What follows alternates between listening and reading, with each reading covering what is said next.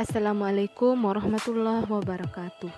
Ya, di sini saya akan membahas tentang pengantar astronomi, sejarah dan perkembangan astronomi, dan satuan astronomi dengan saya sendiri, Nur Laili. Adapun pembahasan yang pertama yaitu tentang pengantar astronomi, terus yang kedua itu sejarah dan perkembangan astronomi, dan yang ketiga yaitu satuan astronomi. Jadi, adapun pembahasan yang pertama yaitu pengantar dan pengertian astronomi. Pernah nggak sih kalian dengar kata astronomi? Nah, pasti di benak kalian itu kalau astronomi biasa bicara tentang luar angkasa atau bintang-bintang kan? Nah, jadi astronomi ini berasal dari bahasa Yunani yang terdiri dari dua kata, yaitu astron yang artinya bintang dan nomos yang artinya budaya. Jadi, astronomi adalah ilmu yang mempelajari tentang benda-benda angkasa seperti planet, bintang, galaksi, komet, dan lain-lain, serta fenomena-fenomena yang lain yang ada di luar angkasa. Astronomi ini juga kadang disebut sebagai ilmu bintang ataupun ilmu falak, yaitu cabang ilmu alam yang meneliti benda langit, seperti bintang, planet, komet, dan lain-lain, serta fenomena-fenomena alam yang terjadi di luar atmosfer bumi, misalnya radiasi latar belakang kosmik. Ilmu ini secara pokok mempelajari berbagai sisi dari benda-benda langit, seperti asal-usul, sifat fisika atau kimia, meteorologi, dan gerak dan bagaimana pengetahuan akan benda-benda tersebut menjelaskan pembentukan dan perkembangan alam semesta. Terus yang kedua yaitu sejarah dan perkembangan astronomi. Jadi astronomi juga sebagai ilmu tertua ini mempelajari apa yang ada di dalamnya, yaitu untuk mengetahui alasan di balik penciptaan alam semesta yang meliputi sistem bumi dan matahari, sistem keplanetan, satelit serta gagasan galaksi, dan yang terpenting ada sistem tata surya kita.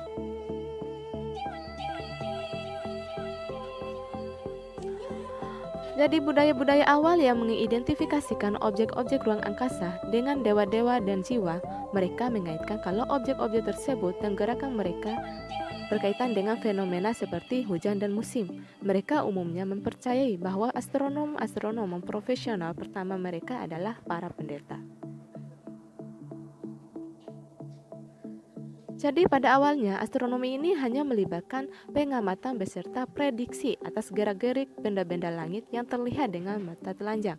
Meskipun belum ada teknologi canggih dan teleskop baru ditemukan yaitu pada abad ke-17, orang-orang pada zaman klasik waktu itu sudah mengembangkan astronominya sebagai ilmu mereka. Adapun para ahli astronomi yang mulai bermunculan antara lain yaitu Ptolemy. Dia ini merupakan salah satu ahli astronomi dari Yunani, yaitu pada abad ke-2 Masehi dia membuat tulisan yang bernama Almagest. Ptolemy juga mengembangkan teori tentang geosentris, yaitu teori yang menyebutkan kalau bumi adalah pusat tata surya. Selain dari Yunani juga ada juga ahli astronomi India, yaitu Aryabhata. Pada abad ke-5 Masehi, dia pertama kali menemukan kalau bumi itu berotasi pada sumunya dan bulan serta planet-planet tidak memiliki cahaya sendiri, melainkan memantulkan cahaya matahari. Selanjutnya yaitu awal mula astronomi modern. Pada saat Eropa memasuki abad ke-8, yaitu pada tahun 500 Masehi hingga abad ke-13, dunia Islam justru lagi berada pada masa keemasannya. Salah satu hal yang paling menarik bagi para ilmuwan muslim yaitu adalah astronomi. Jadi, berkembangnya astronomi di dunia Islam ini mampu mempengaruhi kemajuan astronomi di Eropa. Terobosan paling hebat menuju astronomi modern ini terjadi pada tahun 1543, yaitu ketika Copernicus mempublikasikan tulisannya mengenai teori heliosentris, yaitu teori yang menyatakan kalau matahari adalah pusat alam semesta, melainkan bukan bumi. Terus yang terakhir adalah satuan astronomi. Jadi satuan astronomi adalah sebuah satuan jarak kira-kira sama dengan jarak antara bumi dan matahari. Kira-kira berapa sih jarak bumi sampai matahari? Jawabannya adalah 1 astronomical unit, atau kalau dalam bahasanya itu jadi 1 satuan astronomi.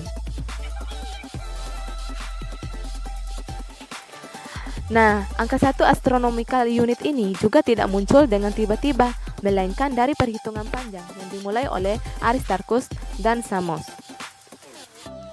Pemikir abad Yunani klasik memperkirakan kalau jarak bumi matahari itu paling-paling hanya 20 kali jarak bumi sampai bulan, yaitu jarak bumi sampai bulan itu sekitar 384.000 km. Tapi ternyata perkiraannya ini meleset jauh karena jarak bumi sama matahari itu ternyata sekitar 390 kali jarak bumi sampai bulan.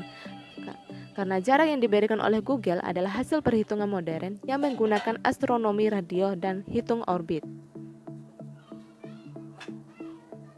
Selanjutnya yaitu pengukuran presisi. Pertama kali dilakukan yaitu pada tahun 1672 oleh Giovanni Cassini dengan rekannya Jean Richer yang mengamati Mars dari dua lokasi yang berbeda yaitu Paris dan Guyana, Prancis. Yaitu dengan menggunakan sistem hitung paralaks, para astronom berhasil menghitung jarak bumi sampai Mars dan menggunakan hasil tersebut untuk menghitung jarak bumi sampai matahari. Dan hasilnya mereka menemukan kalau jarak bumi sampai matahari adalah 140 juta kilometer. Nah, mungkin itu saja yang dapat saya sampaikan. Lebih dan kurangnya saya mohon maaf. Terima kasih. Wassalamualaikum warahmatullahi wabarakatuh.